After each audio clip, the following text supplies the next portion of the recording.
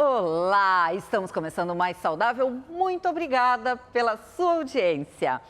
Hoje nós vamos falar de alimentos que empoderam o nosso sistema imunológico. Em tempos de pandemia é preciso reforçar os cuidados e um deles passa pelas nossas escolhas na hora de comer. Cuidar de si e cuidar dos outros é uma boa prática para se viver bem em uma sociedade, principalmente neste momento tão crítico. Infelizmente, o nosso estado encontra-se como um dos epicentros globais da pandemia de Covid-19 e, mesmo assim, existem pessoas que se comportam como se nada estivesse acontecendo. A expressão tão conhecida nos últimos tempos, negacionismo. E esse é o tema da nossa conversa com a psicóloga Roberta Bola. Vamos entender melhor o que acontece com a mente dessas pessoas. Olá, como vai? Muito obrigada por estar aqui conosco. Eu que agradeço, Laura, o convite. Muito obrigado. Que bom estar aqui contigo novamente. Um prazer. É um prazer. Vamos começar explicando como a psicologia explica o negacionismo. Sim, eu vou começar assim com uma frase que eu sempre digo que, diferentemente do que é a frase conhecida, eu digo que de perto todo mundo é normal, porque é normal ter problemas, todos nós temos problemas. Então, assim, eu acho que todos nós temos direito a pelo menos uma crença patológica. O problema é quando essa crença, ela deixa de ser uma crença e ela é uma certeza absoluta. A pessoa está absolutamente certa que aquela ideia que ela comprou é a verdade. Isso por si só já é contra ou oposto da atitude científica. A atitude científica, ela pressupõe justamente que a pessoa entenda as mudanças, aceite, questione, levante hipóteses, e aí, então, possa estar flexível à mudança de ideias. Então, o que acontece? Acontece que com tantas mentiras e pseudociências, assim, em profusão, foi se criando, de um lado, a ciência e, de outro lado, a negação da ciência. E as pessoas que estavam mais incertas, que não sabiam como e no que acreditar, passaram a comprar uma série de verdades, verdades de aplicativos, as verdades que a gente encontra assim, soltas na internet, para poder se sentir mais segura. Essa é a questão. A pessoa, quando ela está muito incerta do que está acontecendo, e o ambiente todo agora é um ambiente de muita incerteza para todos nós, ela acaba tendo a necessidade de se agarrar em algumas certezas. E isso é um mecanismo de defesa. Esse mecanismo de defesa chama negação, e esse mecanismo já foi falado, trazido por Freud, que é o pai da psicanálise. Então, lá atrás, ele já descrevia a atitude da negação, o negacionismo, quando a pessoa, diante de uma realidade que é muito dolorosa, muito complexa, ela não consegue aguentar esta realidade e acaba negando para poder se proteger um pouco e se proteger psiquicamente. Mesmo que isso coloque a vida dela em risco. É um comportamento consciente ou inconsciente? Não, o mecanismo de defesa é um comportamento inconsciente e algumas pessoas vão fazer mais ou menos uso disso. Isso tem diferentes níveis. E aí a gente consegue perceber que a pessoa está mais ou menos adaptada. E essa questão da adaptação é justamente o que trouxe à tona o termo sociopatia. A gente escuta abertamente as pessoas falarem sobre sociopatia e o que é a sociopatia? A sociopatia é a não adaptação às regras sociais. Então, na verdade, sociopatia não é o nome técnico, né? O nome que é técnico é transtorno de personalidade antissocial. E o que seria, assim, quais seriam os critérios para esse transtorno? a ausência de remorso, a pessoa está sempre certa, a pessoa não se sente culpada, ela não se envolve com as responsabilidades, ela não respeita o direito das outras pessoas, ela despreza veementemente as normas e as regras sociais e, principalmente, não tem qualquer empatia pela dor do outro. Num momento em que nós estamos percebendo milhares de pessoas em extremo dor e sofrimento, não ter empatia é algo extremamente chocante.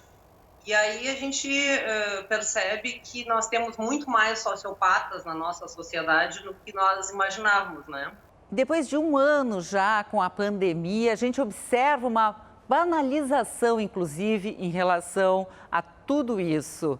Essa banalização das mortes, né? Todos os dias a gente escuta que mais 1.000 morreram, mais 1.000, como se isso fosse algo absolutamente corriqueiro, né? Então, acho que houve uma banalização. Associado a isso, eu acho que nós fazemos parte de uma cultura muito imatura, né? Nós temos também uma sociedade que glamoriza muito o prazer. O prazer é uma sociedade que prega muito o prazer individual, acima do coletivo, né? Nós temos uma outra característica, que esse prazer ele tem que ser imediato. O bacana é ser esperto, é dar um jeito, é driblar as regras. E eu acho que tudo isso caracteriza muito, infelizmente, da cultura brasileira. Associado a isso, eu acho que nós não temos instituições suficientemente fortes para dar o exemplo, para informar, para educar, para coibir, evitar ou até mesmo punir aquelas pessoas que não respeitam os direitos dos outros, não respeitam os limites. Então, eu percebo que tudo isso foi um somatório e que, juntando essa sociedade que acaba glamorizando todas essas características, ela vai ser uma sociedade doente e vai ter um percentual de sociopatas muito maior. E acrescido ainda uma polarização, inimigos. Então, isso é muito triste, esse momento que nós estamos vivendo em meio a uma pandemia. Qual o comportamento que seria um comportamento ideal para que se possa, de fato, viver em sociedade e viver bem? Isso que tu falaste agora, essa ideia do nós versus eles, né, da polarização, infelizmente, quando a pandemia chegou, nós já estávamos vivendo esse cenário desse nós versus eles, especialmente na área política.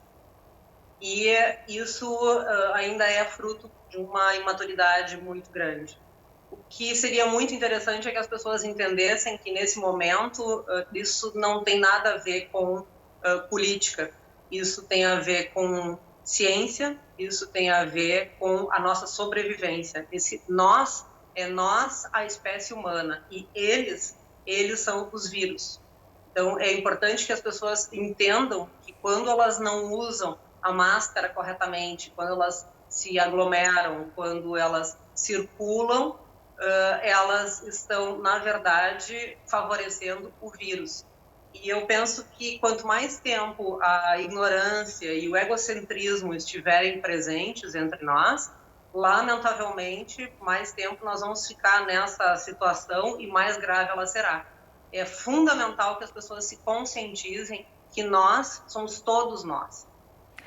Muitíssimo obrigada, foi um grande prazer, sempre é um grande prazer conversar contigo. Obrigada por ter participado aqui do nosso programa.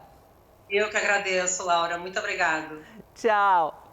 E agora eu compartilho aqui uma história de amor e dedicação de mãe. Olá, vou me apresentar, o meu nome é Carla, eu sou a mãe do Gabriel, um garoto de 22 anos que nasceu com síndrome de Down e aos 3 anos apresentou autismo. É um caso específico, né? Hoje em dia já existem mais casos desse tipo, mas eu quero falar para vocês que o Gabriel hoje é um garoto muito esperto, bastante feliz. Apesar de ser um autista severo, ele é praticamente independente de tudo, ele é não verbal, ou seja, ele não fala, mas ele consegue demonstrar o que ele quer, pelo menos eu compreendo muito bem. Ele é extremamente carinhoso, amoroso. Não há quem não chegue perto do Gabriel e não consiga sentir isso. Ele gosta muito de passear, ele caminha bastante diariamente, ele adora estar ao ar livre, gosta de ver televisão, assistir jogos de basquete, jogos que envolvam bola. O Gabriel estudava na APAE, ele está afastado por questões da pandemia. E também eu quero contar para vocês que o Gabriel nem sempre foi assim. Ele teve época em que o Gabriel era bastante agitado, era mais inquieto, não dormia bem, teve muitos problemas intestinais. O Gabriel também tem alergia à lactose. Há 22 anos atrás não existia quase nada que pudesse me auxiliar nesse ponto, né? E foi bastante difícil. A partir disso, eu retirei toda a lactose do Gabriel e também, pelas minhas pesquisas, eu vi que era bom para ele retirar também o glúten, eu fiz isso. E a partir disso, o Gabriel melhorou bastante. E também quando ele passou a fazer a alimentação orgânica.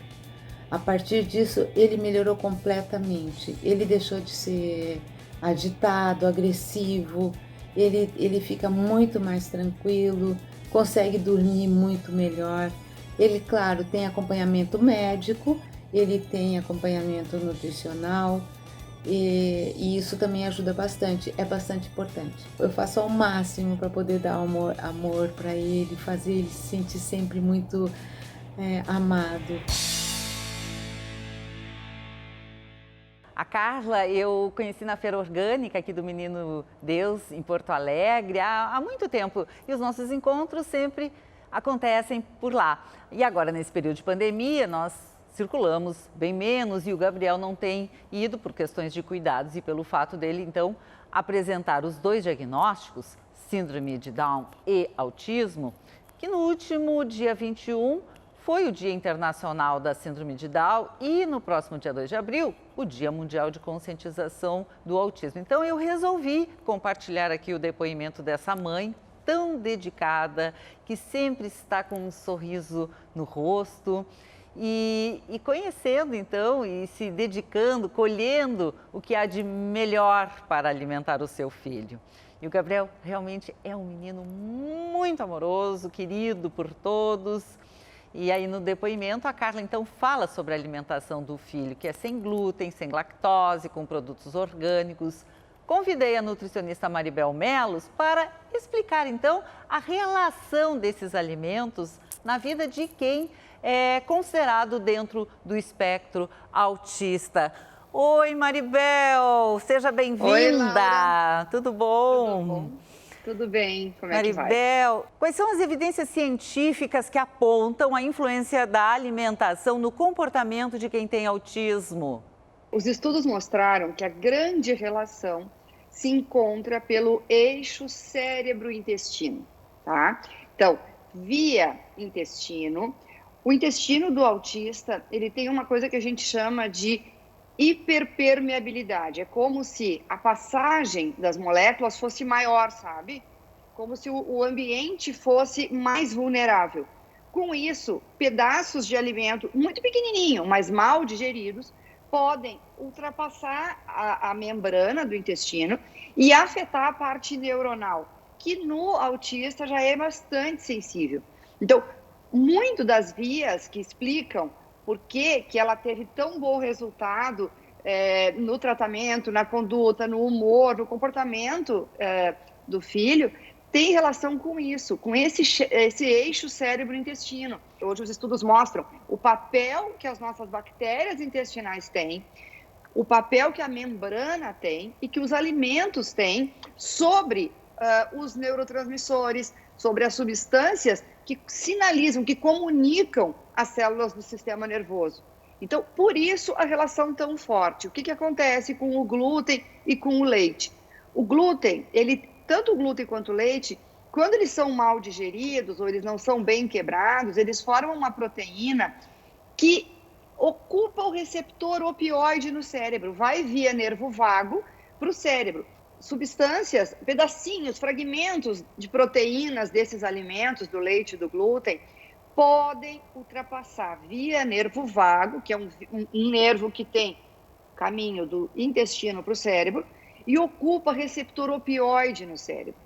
Quando chega alimento que ocupa esse receptor lá, eu tenho dificuldade na produção dos neurotransmissores naturais. Então, isso pode causar em crianças, em pessoas do espectro autista, irritabilidade, ansiedade, agressividade. Então, por isso que a gente faz essa modulação e que teve tanto bom resultado nesse caso, porque ela fez essa mudança. Além disso, alimentos orgânicos são desprovidos de pesticidas e agrotóxicos. Outros fatores que comprometem muito a saúde das bactérias intestinais. Então, tudo tem muita relação com o intestino, né? Então, se o intestino do autista é mais sensível, é mais abertinho, vamos dizer, a barreira de proteção é mais prejudicada, substâncias tóxicas, corantes, agrotóxicos, pesticidas, alimentos mal digeridos vão afetar muito mais o cérebro deles, entendeu? Sim. Então, e alimentos industrializados, aí entra o açúcar, a gordura e outros tantos, acabam, de fato, tendo uma influência no comportamento. Sim. Maribel, então eu convido para que tu continues no programa, mas no próximo bloco, que nós vamos falar sobre o sistema imunológico e a alimentação. Rapidinho, um intervalo e já voltamos.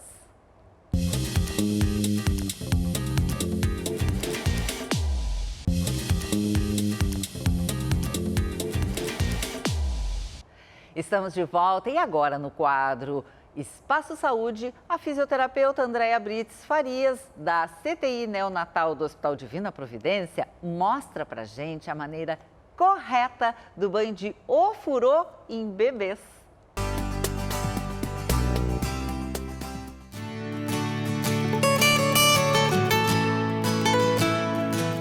Eu vou falar um pouquinho sobre uma técnica que a gente utiliza para os bebezinhos, a técnica do ofurô. O ofurô é uma técnica mais indicada para os prematuros. A gente utiliza o balde para fazer. Inicialmente é colocado o bebê devagarinho dentro do ofurô, conforme ele vai relaxando, conforme a resposta dele, a gente vai introduzindo, né, ele na água, ó. As mãos são apoiadas atrás da cabecinha, bem embaixo da nuca, dá um apoio, é um suporte ali no pescoço e na cervical deles, sem apertar. Eu não tô apertando, eu só tô apoiando, a minha mão tá bem leve. E ele tá realmente penduradinho pela cabeça, ó. Essa posição lateralizada aqui com o apoio na cabecinha é uma posição que eles gostam de ficar. Dá o apoio no rostinho. Eles se viram sozinhos na água, daí eles mesmos encontram uma posição que eles se sentem bem, que eles gostam de ficar. O ofurô também ele produz o alongamento dos prematuros, tanto da parte cervical como dos membros superiores dos braços. A tendência é dormir melhor e também eles interagem com o meio, com a água, que para eles é muito gratificante porque remete ao meio intrauterino. E agora ele vai dormir, com certeza.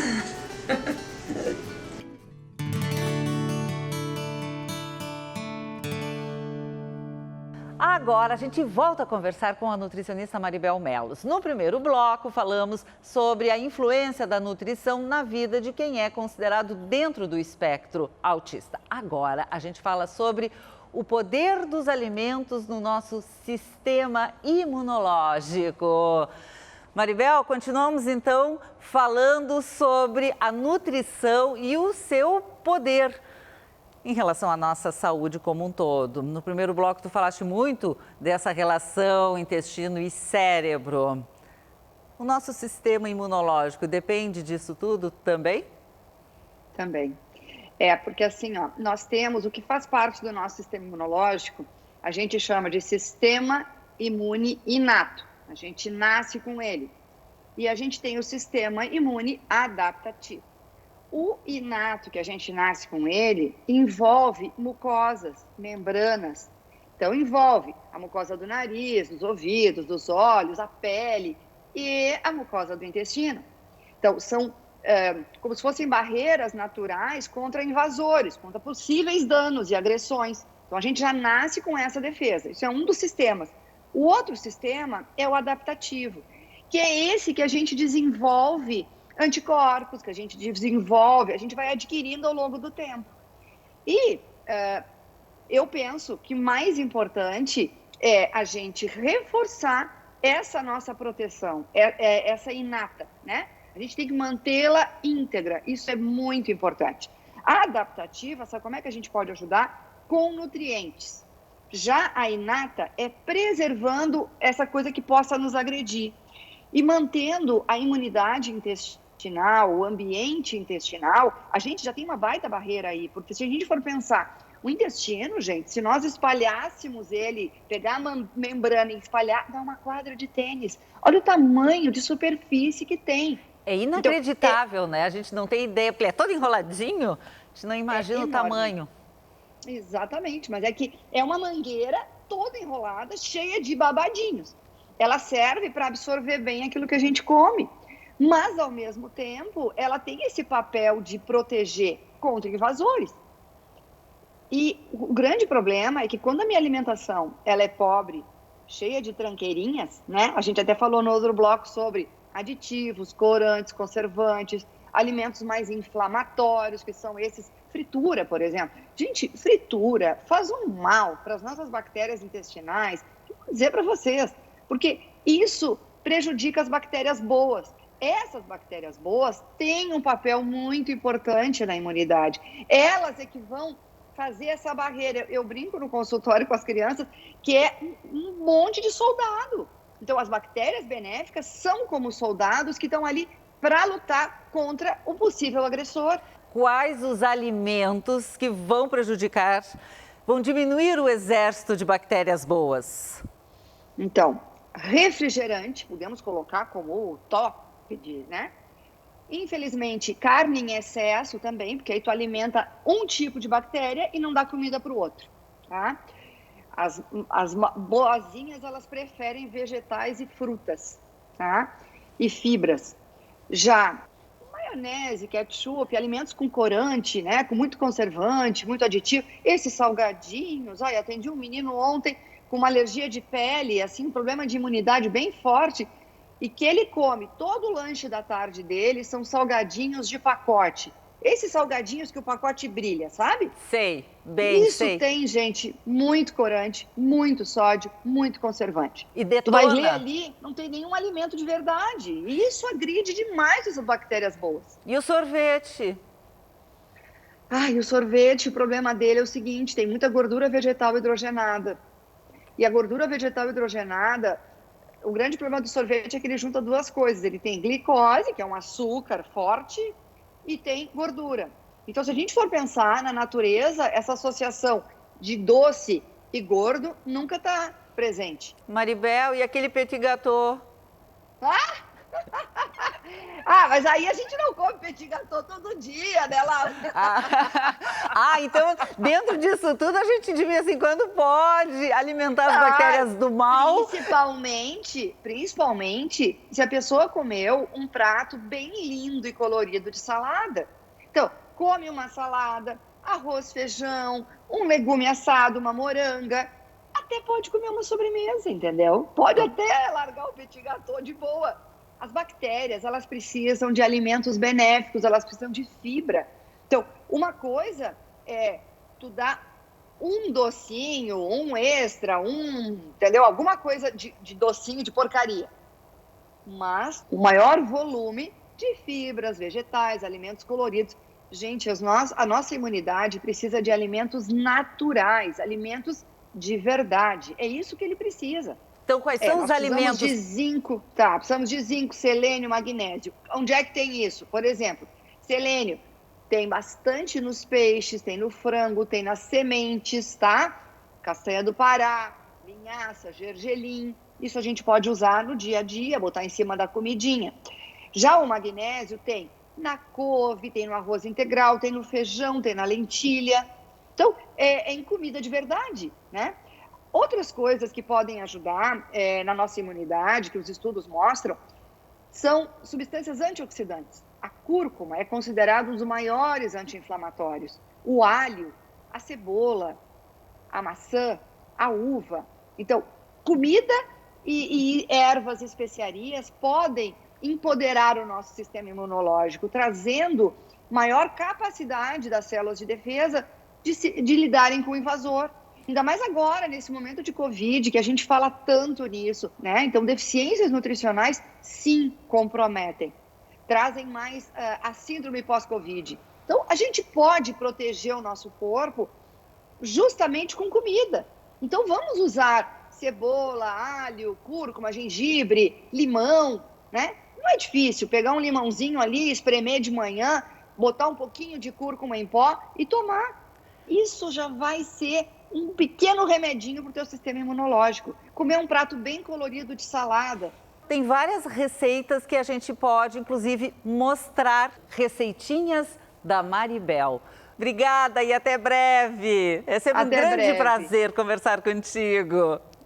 Igualmente, adorei estar aqui com vocês.